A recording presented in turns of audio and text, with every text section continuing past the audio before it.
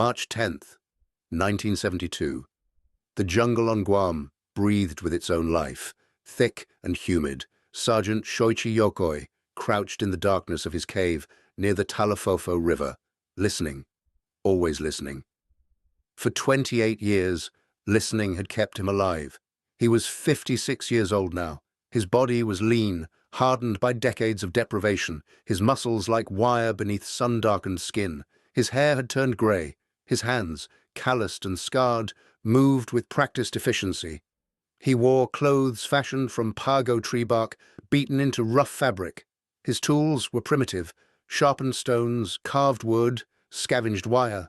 The cave was barely 5 feet deep, hidden beneath fern roots. He had dug it himself in 1944, hollowing out earth with bare hands. Inside, he kept his few possessions: a rusted canteen, a cooking pot made from a discarded American helmet, fishing line fashioned from fiber and wrapped in oiled cloth, his emperor's photograph, the symbol of everything he had sworn to protect. Outside his cave, the world had moved on. The war ended August 15th, 1945. Emperor Hirohito surrendered. Japan was defeated and occupied, rebuilt. The enemy he had hidden from, the Americans, had become allies. His homeland had risen from atomic ashes to become an economic powerhouse. Men had walked on the moon. But Sergeant Shoichi Yokoi knew none of this. In his mind, it was still 1944. The war still raged. The Americans were still the enemy. His duty remained unchanged. Never surrender. Death before dishonor. Serve the emperor unto death. He had been 29 when he arrived on Guam in February 1943, a conscripted tailor from Aichi Prefecture, transformed into an imperial Japanese army soldier. He had not wanted to be a warrior. He had wanted to sew clothes, to work with fabric and thread, but the empire needed soldiers, and so Shoichi Yokoi became one. Assigned to the 29th Infantry Division. If you're enjoying this deep dive into the story, hit the subscribe button and let us know in the comments from where in the world you are watching from today. The battle for Guam began July 21st, 1944. The American fleet appeared at dawn.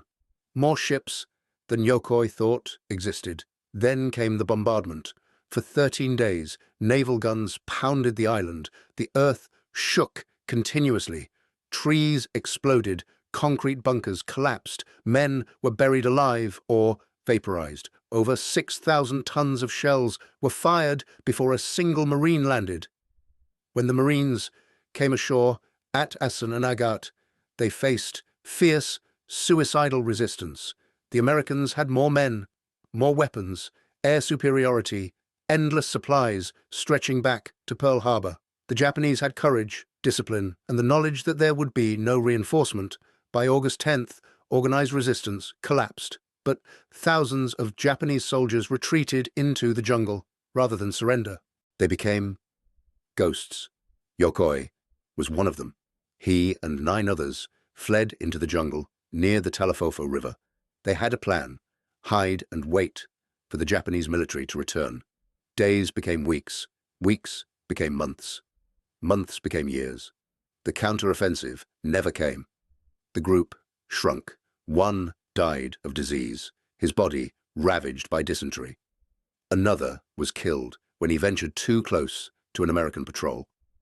By 1946, only 3 remained: Yokoi and 2 sergeants, Mikio Shichi and Satoru Nakahata. They agreed to separate into different caves, checking on each other periodically. If one was discovered, the others might remain hidden. For 19 years, this arrangement held, and they caught fish using handmade traps, ate frogs, rats, snails, mangoes, coconuts.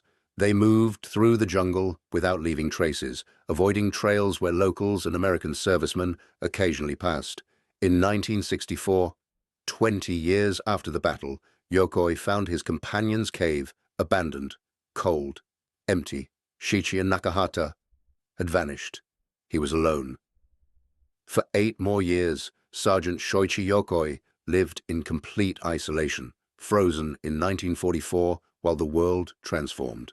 He did not know about Hiroshima and Nagasaki, Japan's surrender, or his country's rebirth as a democracy. He saw jets overhead, heard helicopters, but had no context except as American military activity.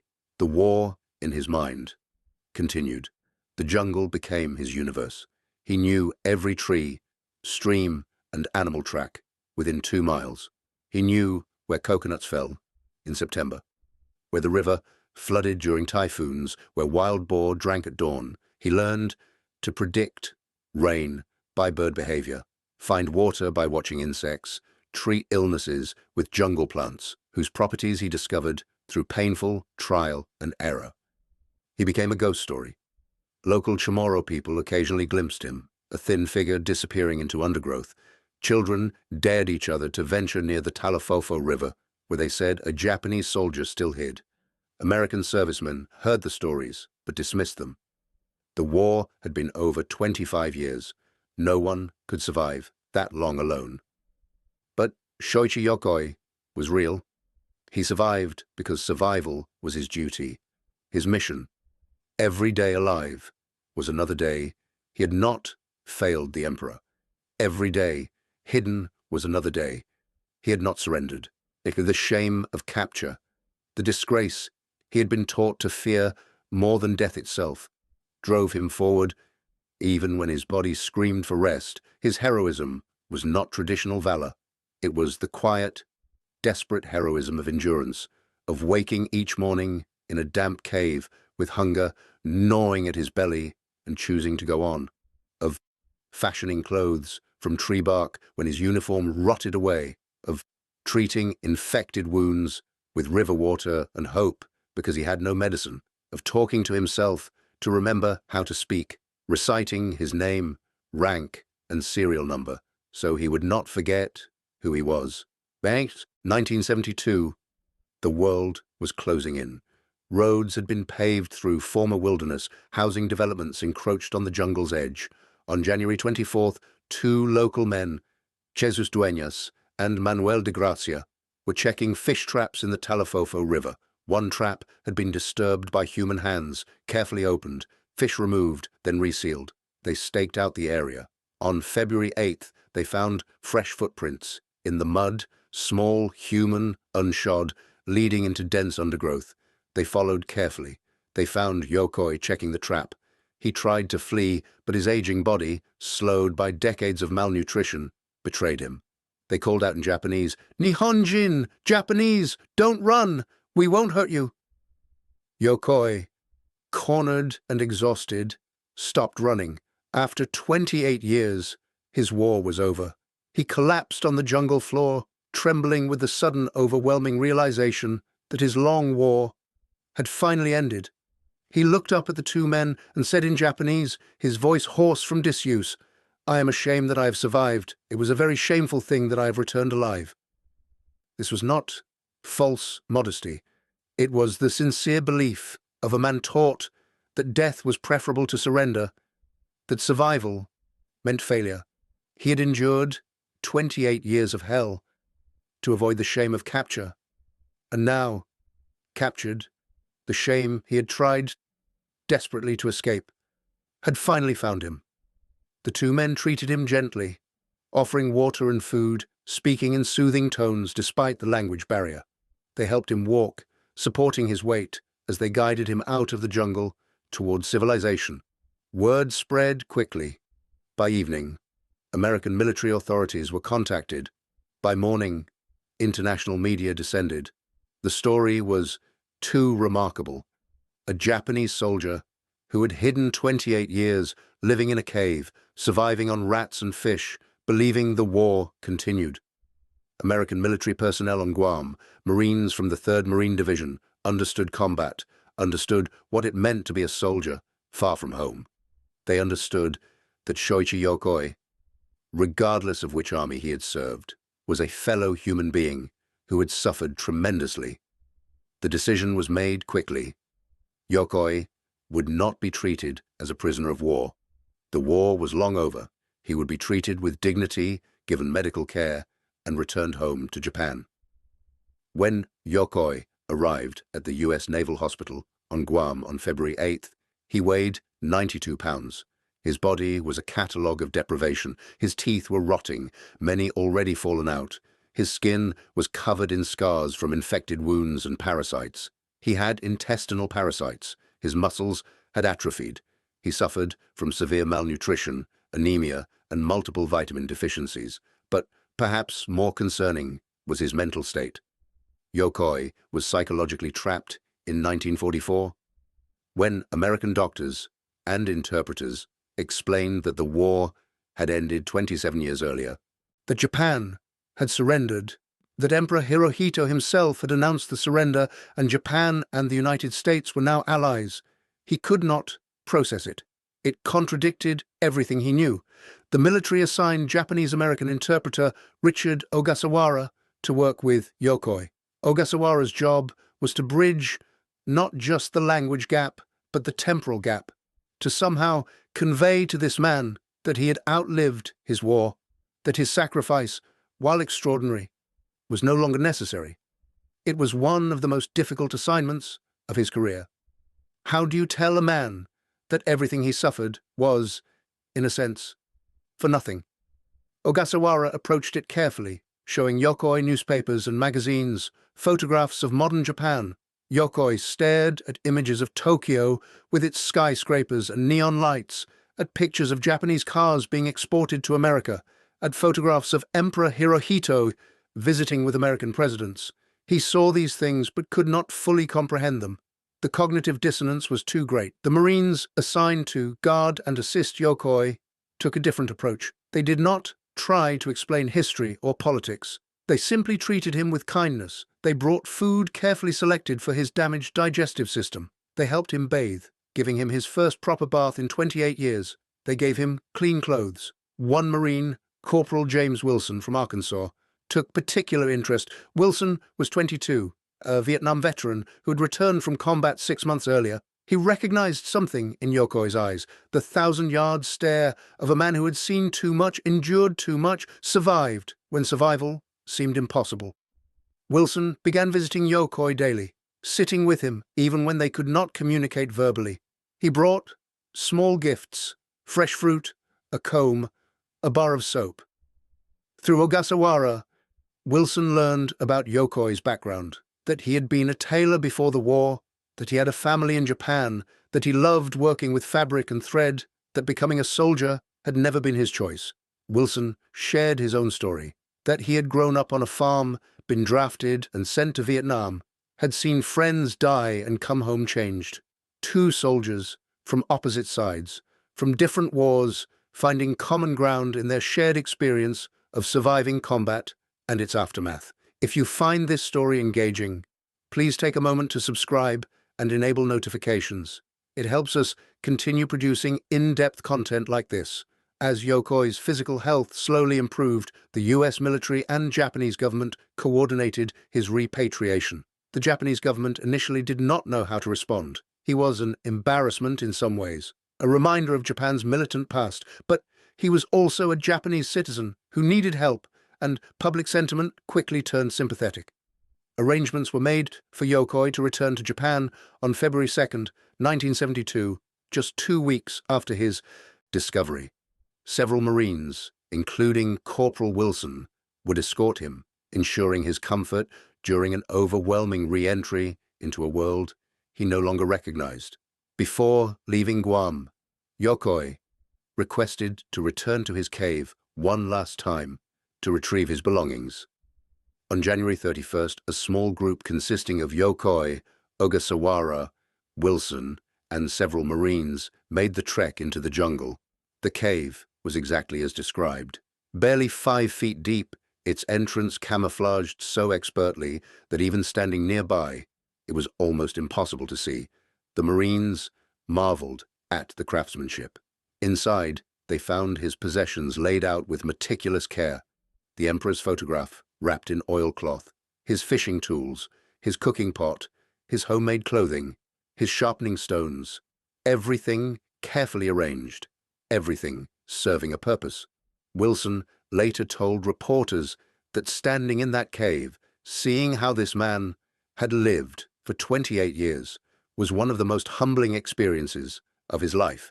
This was not a hiding place. This was a prison, self-imposed, maintained by discipline and loyalty most people could not comprehend. Wilson helped Yokoi carefully pack his belongings. The Marines were gentle, respectful, treating these primitive tools as valuable artifacts, which indeed they were. As they prepared to leave, Yokoi stood at the entrance and looked back one final time. Ogasawara asked what he was feeling. After a long silence, Yokoi said, "This cave kept me alive. It was my home, my fortress, my prison. I thought I would die here, that my bones would be found here someday by someone who would not understand why I stayed. But now I am leaving. I'm not sure if I should be grateful or ashamed." The flight from Guam to Japan was Yokoi's first time on an airplane. The C-141 Starlifter transport aircraft was massive, cavernous. Yokoi was given a seat near the front with Wilson beside him and Ogasawara nearby to interpret. Yokoi was terrified as the aircraft took off, climbing steeply. His hands gripped the armrests so tightly his knuckles turned white. He had seen planes during the war, been bombed and strafed by American aircraft, but had never been inside one. Wilson noticed his fear and did something simple but profound. He reached over and held Yokoi's hand, not in a patronizing way, but in a gesture of comfort, of solidarity. Two soldiers, former enemies, holding hands as the aircraft carried them across the Pacific. The gesture broke something in Yokoi. Tears began streaming down his face, not from fear of flying, but from the sudden, overwhelming realization that these Americans, the enemy he had hidden from for 28 years, were treating him with more kindness than he could have imagined possible. The indoctrination he had received, the propaganda that had portrayed Americans as barbaric monsters who would torture and kill any Japanese soldier they captured, was revealed as the lie it had always been. Through Ogasawara, Yokoi tried to express his gratitude. Wilson's response was simple and direct. "The war is over, Sergeant Yokoi. You're not my enemy. You're just a man who needs help getting home." During the flight, other servicemen learned who Yokoi was. Several Marines and airmen approached during the flight, not with hostility, but with respect. They shook his hand, asked about his experience through Ogasawara, expressed admiration for his survival skills, his endurance, his loyalty to his duty, as he understood it. One young Marine told Yokoi, through the interpreter, that his grandfather had fought in the Pacific, had been at Guadalcanal and Okinawa. The young Marine said his grandfather had tremendous respect for Japanese soldiers, that he had often said the Japanese were the toughest fighters he had ever faced. The young Marine wanted Yokoi to know there were no hard feelings, that the war belonged to the past, and that he hoped Yokoi would find peace.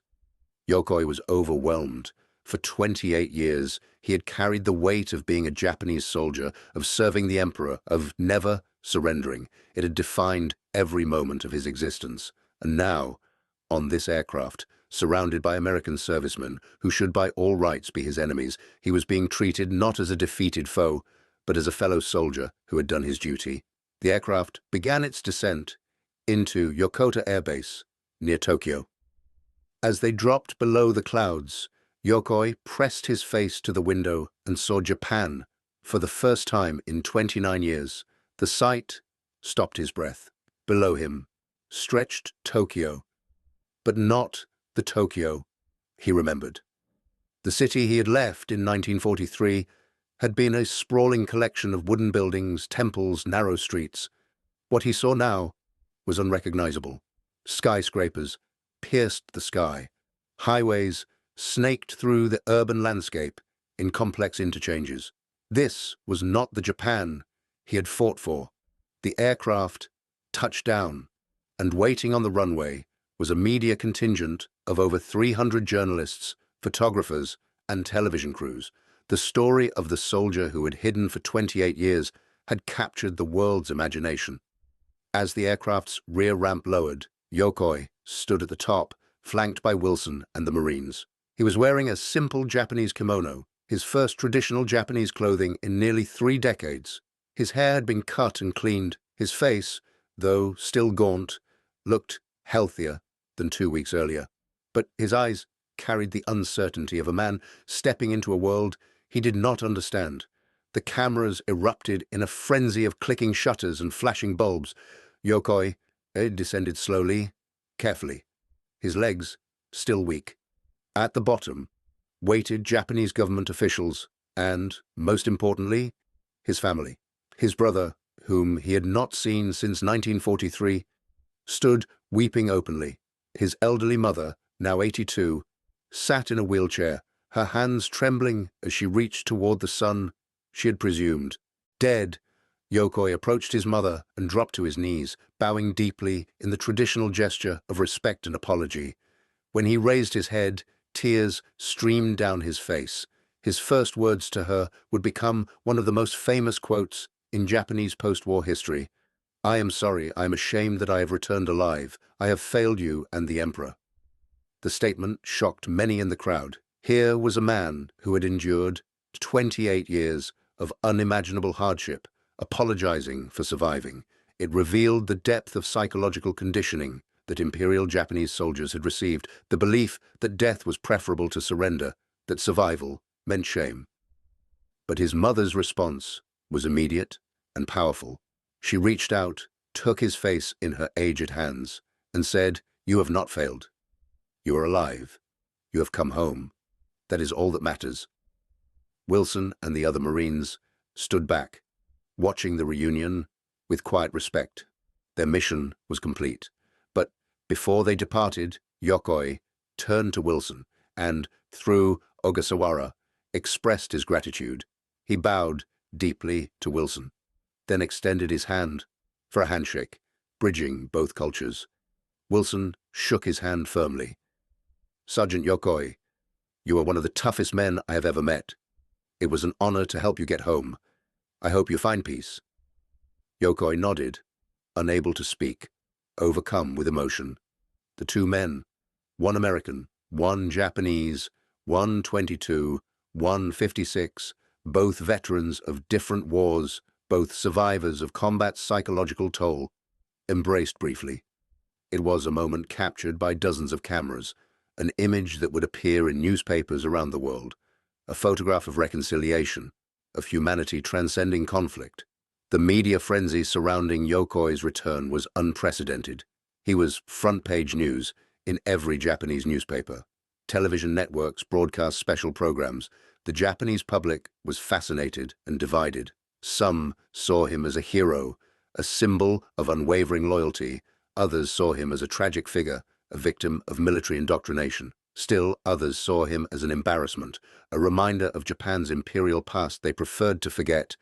Yokoi struggled to adjust to this new Japan. Everything was overwhelming. The noise, crowds, technology, pace of life. He had spent 28 years in near total silence and now was surrounded constantly by people, questions, attention. Simple things confused him. Automobiles terrified him. Television made no sense. Electric lights, indoor plumbing, refrigeration, all modern conveniences were alien and strange. The Japanese government provided financial support, a pension and housing. They arranged for continued medical treatment. They assigned social workers to help him reintegrate, but no amount of support could bridge the 28-year gap in his life. One of his most difficult adjustments was accepting that the emperor he had served so loyally was not the divine figure he had believed in. Hirohito had renounced his divinity in January 1946. Part of the terms imposed by American occupation forces, he had become a constitutional monarch, a symbol of the state, but no longer a god to be worshipped. This was incomprehensible to Yokoi. His entire framework for understanding duty, loyalty, and sacrifice had been built on the foundation of the emperor's divinity. To learn this foundation was false, was psychologically devastating. Yet Yokoi demonstrated remarkable resilience. Despite his struggles, he made efforts to adapt. He enrolled in classes to learn about modern Japan, to understand the constitution, the economy, the society, that had emerged from the war's ashes. He read voraciously, trying to fill the 28-year void. He watched television, forcing himself to understand the technology and content. He ventured into Tokyo, walking streets that bore almost no resemblance to what he remembered. In March 1972, 1 month after his return, Yokoi did something unexpected. He requested permission to meet with American military personnel stationed in Japan. He wanted to thank them personally. The request was granted, and a meeting was arranged at Yokota Air Base. Through interpreters, he expressed his gratitude, his surprise at the kindness he had received, his shame at the hatred he had harbored toward Americans based on propaganda and lies. One American officer, a colonel who had served in World War II in the Pacific, told Yokoi that he respected his loyalty and survival instincts, that he bore no ill will, and hoped Yokoi would find happiness. The colonel mentioned he had fought against Japanese forces on Saipan and Iwo Jima, had lost friends, but that, holding grudges, served no purpose. The war was over. It was time for healing. Yokoi was moved by this response. He had expected cold professionalism. Instead, he found warmth, respect, and a willingness to move beyond the past. It challenged everything he had been taught about the enemy and began to free him from the psychological chains that had bound him for so long. In November 1972, 9 months after his return, Yokoi announced he was getting married. His bride was Mihoko, a 45-year-old seamstress who had written expressing sympathy and understanding. They had corresponded for months, and Yokoi found in her letters a kindness and acceptance that gave him hope for a normal life. Their wedding was a media event. Yokoi told reporters that he wanted to return to his original profession as a tailor, to work with fabric and thread as he had before the war stole his life. He wanted to create something beautiful, to contribute something positive to society after so many years of merely surviving. With Mihoko's support, Yokoi opened a small tailor shop in Tokyo. Working as a tailor gave him purpose and structure. The precision required, the attention to detail, the satisfaction of creating something with his hands, all helped ground him in his new reality. Customers came initially out of curiosity, but returned because his work was excellent, his prices fair, and his demeanor genuinely kind. But Yokoi never forgot Guam, the jungle, or the Americans who had treated him with unexpected compassion. In 1974, 2 years after his return, he decided to return to Guam, not to hide, not to relive his suffering, but to confront his past and express his gratitude. The government of Guam and the U.S. military approved his visit. When Yokoi arrived with Mihoko and Japanese journalists in August 1974, he was greeted as an honored guest. Local officials welcomed him warmly. Chamorro residents came with curiosity and respect, not fear. Yokoi visited his cave with Mihoko. The cave was unchanged, still hidden, still dark and damp. Yokoi stood at the entrance for a long time, silent, remembering. Mihoko later told reporters that her husband had tears in his eyes, though whether they were tears of sorrow for the lost years or gratitude for his survival, she could not say. Perhaps they were both. During his visit, Yokoi did something that demonstrated how much he had changed. He visited Anderson Air Force Base and asked to meet with American servicemen. He wanted to tell them his story, to explain what he had learned, to encourage understanding and reconciliation between former enemies. A meeting was arranged in one of the base's auditoriums. Over 200 American military personnel, mostly young Marines and airmen, gathered to hear Yokoi speak. Through an interpreter, Yokoi told them about his 28 years in the jungle, about the fear and loneliness and stubborn loyalty that had kept him hiding, but more importantly, he told them about what he had learned since his return. He spoke about the dangers of propaganda, of seeing the enemy as less than human, of allowing hatred to blind you to the humanity of those on the other side. He told them that he had been taught to hate them, to see them as devils, to believe that death was preferable to falling into their hands, and he told them how wrong he had been, how the Americans who found him, who cared for him, who brought him home, had shown him more kindness than he had thought possible. He told them that the greatest lesson of his 28 years was not about survival skills or endurance, but about the importance of seeing the enemy as human beings, of remembering that soldiers on both sides are ordinary men following orders, trying to survive, hoping to return home to their families. The speech was powerful, emotional, and unexpected. When Yokoi finished, the auditorium erupted in applause. Young Marines stood and clapped for this elderly Japanese man who had fought for the other side 3 decades earlier. After the speech, servicemen lined up to shake Yokoi's hand, to thank him for his words. One young Marine, Lance Corporal David Torres from Texas, told Yokoi, through the interpreter, that his speech had changed his perspective on the enemy. Torres had been in Vietnam, had seen friends killed, and had returned home carrying anger and hatred.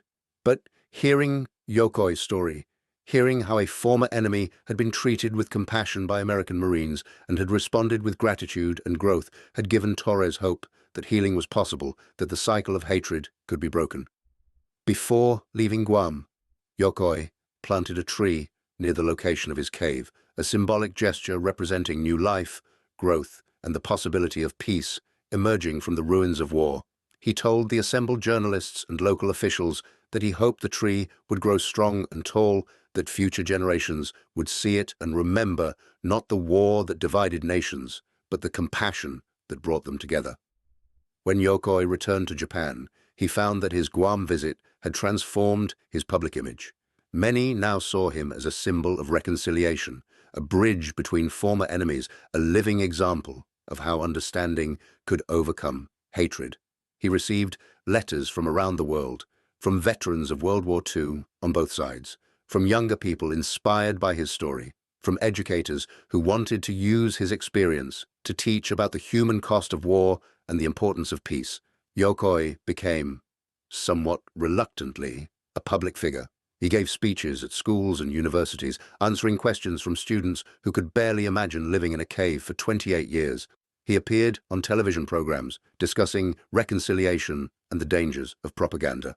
He wrote an autobiography published in 1975 that became a bestseller in Japan and was translated into multiple languages. The book was honest, unflinching in its depiction of his suffering, his fears, his shame, and ultimately his growth and understanding. But despite his public role, Yokoi remained fundamentally a private, humble man. He continued to work as a tailor, continued to live modestly with Mihoko in their small home in Tokyo. He donated much of the money he earned from his book and speaking engagements to charitable organizations supporting veterans and promoting peace education. He maintained correspondence with some of the Americans who had helped him, including Wilson. Wilson and Yokoi exchanged letters for years, a friendship conducted across thousands of miles and cultural boundaries. Wilson had left the Marines and returned to Arkansas, where he worked as a high school teacher. In his letters to Yokoi, Wilson wrote about his own struggles adjusting to civilian life after Vietnam, his nightmares, his difficulties connecting with people who had not experienced combat. Yokoi shared his own challenges, his ongoing efforts to understand modern Japan, his gratitude for the second chance at life he had been given. In 1981, 9 years after Yokoi's return to Japan, Wilson made a trip to Tokyo. He wanted to meet his friend in person again. The reunion was emotional and profound. Wilson visited Yokoi's tailor shop, met Mihoko, toured Tokyo with Yokoi as his guide. The two men, former enemies brought together by circumstance and compassion, spent a week together, talking, sharing meals, visiting historical sites. During Wilson's visit, Yokoi took him to Yasukuni Shrine in Tokyo, a controversial Shinto shrine that commemorates Japan's war dead. Yokoi wanted Wilson to understand the complexity of how Japan remembered its military past, the tension between honoring the dead and acknowledging the crimes committed during the war. They stood before the shrine together, two veterans from opposite sides, and discussed the difficulty of remembering history honestly while respecting those who had served. Wilson told Yokoi that America had similar struggles, that Vietnam had divided his country, that many Americans still disagreed about how to remember that war. The conversation was deep, nuanced, the kind of discussion only possible between people who had earned mutual respect through shared experience and genuine friendship. Before Wilson returned to the United States, He and Yokoi made a pact. They would continue their correspondence, continue their friendship, and both work in their own ways and communities to promote understanding between former enemies, to teach younger generations that the labels of enemy and ally were temporary, but humanity was permanent. Yokoi lived for another 15 years after Wilson's visit. He continued to work as a tailor into his 70s, continued to speak publicly about his experience, continued to advocate for peace and reconciliation. He became a beloved figure in Japan, respected not just for his survival, but for his wisdom, his humility, and his commitment to learning from his experience, rather than being defined by it. In September 1997, at the age of 82, Shoichi Yokoi suffered a heart attack. He was rushed to a hospital in Tokyo, but died shortly after arrival. His wife, Mihoko, was with him at the end. According to those present, his final words were simple and at peace. "I am ready. I am not ashamed anymore." His death was front-page news in Japan. Obituaries appeared in newspapers around the world. The New York Times, the Washington Post, The Guardian all published articles about the Japanese soldier who had hidden for 28 years and had become a symbol of survival, loyalty, and ultimately reconciliation. The obituaries noted his extraordinary endurance, his adjustment to modern life, his friendship with American veterans, and his tireless work promoting peace. James Wilson, now 57 and still teaching in Arkansas, learned of Yokoi's death through the news. He immediately contacted Yokoi's family, expressing his condolences and his gratitude for having known such a remarkable man. Wilson told Mihoko that Yokoi had changed his life, had shown him that even the deepest wounds of war could heal, that enemies could become friends, that compassion was stronger than hatred. Yokoi's funeral was held in Tokyo, attended by hundreds. Japanese government officials were present, representatives from veterans organizations, students whose schools he had visited, ordinary citizens whose lives he had touched. Also present were several American veterans who had known Yokoi.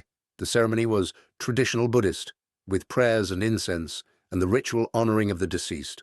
But there was also something unusual. At Mihoko's request, an American flag was displayed alongside the Japanese flag, a symbol of the bridge Yokoi had built between two nations. Some traditionalists objected, but Mihoko insisted. Her husband, she said, had spent the first half of his life as a Japanese soldier fighting Americans. He had spent the second half as a Japanese citizen building friendship with Americans. Both were part of who he was, and both deserved to be honored. In the years after Yokoi's death, his story continued to resonate. His cave on Guam was preserved as a historical site with explanatory plaques. Schools in both Japan and the United States used his story in their history curricula, teaching about the Pacific War, about the dangers of propaganda and indoctrination, and about the possibility of reconciliation. Documentaries were made about his life. But perhaps the most meaningful legacy of Yokoi's story was personal, individual, carried in the hearts of those who had known him or been inspired by him. Wilson continued to teach, and in his history classes, he always spent time on Yokoi's story. He would show his students photographs of himself with Yokoi, would read excerpts from their letters, would explain how a friendship between former enemies had taught him more about humanity than any textbook.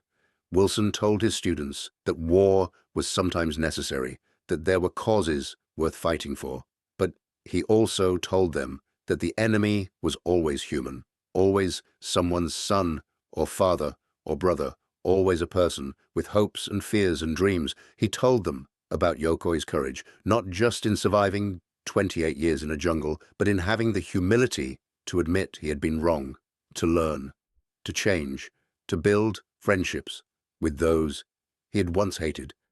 The tree that Yokoi had planted on Guam in 1974 grew tall and strong, its roots deep in the volcanic soil, its branches spreading wide. It became a landmark, a meeting place, a symbol. Tour guides bringing visitors to see Yokoi's cave would also take them to the tree, explaining its significance. Some visitors left small offerings at the base of the tree, flowers or coins or handwritten notes, expressing their hope for peace, their gratitude for the lesson Yokoi's life had taught. Others simply sat in the shade of the branches, thinking about survival and redemption, about loyalty and compassion, about the long journey from enemy to friend. In 2015, 43 years after Yokoi's return to Japan, a group of U.S. Marines stationed on Guam organized a ceremony at his cave. They invited elderly Japanese veterans, local Chamorro leaders, and American military families. Together, they planted additional trees around Yokoi's original tree, creating a small grove dedicated to reconciliation and peace. A plaque was unveiled, bearing Yokoi's words from his 1974 visit. "I hope future generations will remember not the war that divided nations, but the compassion that brought them together." The ceremony was covered by local media, and video of the event was shared online, where it was viewed by hundreds of thousands of people around the world. James Wilson died in 2016, 91 years old, peacefully in his sleep. At his funeral in Arkansas, his family displayed photographs from throughout his life. Among them was a picture of Wilson and Yokoi together, taken during Wilson's 1981 visit to Tokyo. Two men with their arms around each other's shoulders, smiling, brothers, not by birth, but by choice. Next to the photograph, Wilson's family had placed a letter. The last one Yokoi had written to Wilson before his death in 1997. In the letter, Yokoi had thanked Wilson for treating him with dignity when he had expected only hatred, for showing him that Americans were not the monsters he had been taught to fear, for becoming his friend when friendship seemed impossible. Yokoi had written, in his careful English, "You saved my life, not just on Guam, but in my heart. You showed me that war can end, but humanity must continue. Thank you, my brother." Today, more than 50 years after Shoichi Yokoi emerged from his jungle cave on Guam, his story continues to be told. It appears in history books and academic studies, in documentary films and museum exhibits, in classrooms and military training sessions. But the story's endurance is not because of its remarkable details, though those are certainly compelling. The story endures because it speaks to something fundamental about human nature. Shoichi Yokoi spent 28 years hiding from an enemy that existed only in his mind, sustained by indoctrination and fear and a misplaced sense of duty.